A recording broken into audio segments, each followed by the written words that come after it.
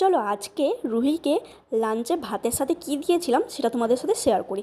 আজকে সবজি দিয়ে মাছের ঝোল দিয়েছিলাম। সবজি দেখো, আমার বাড়িতে যা যা ছিল, বিনস, গাজর, পেঁপে, কাঁচকলা, এগুলোকে আমি অল্প করে ভেজে নিয়েছি। আর মাছটাকে একটা পেটির মাছ নিয়েছি, সেটাও ভেজে নিয়েছি।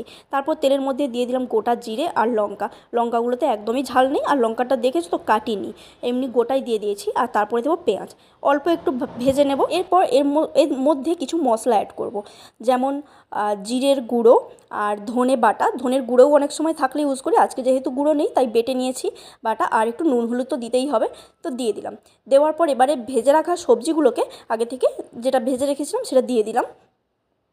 দেওয়ার পরে আমি এর মধ্যে অল্প একটু জল দেবো। এই জলে কিন্তু সেদ্ধ হওয়ার জন্য নয়, যাতে নুন হলুদ আর মশলাগুলো ভালো করে সবজির ভেতরে ঢুকে যায়।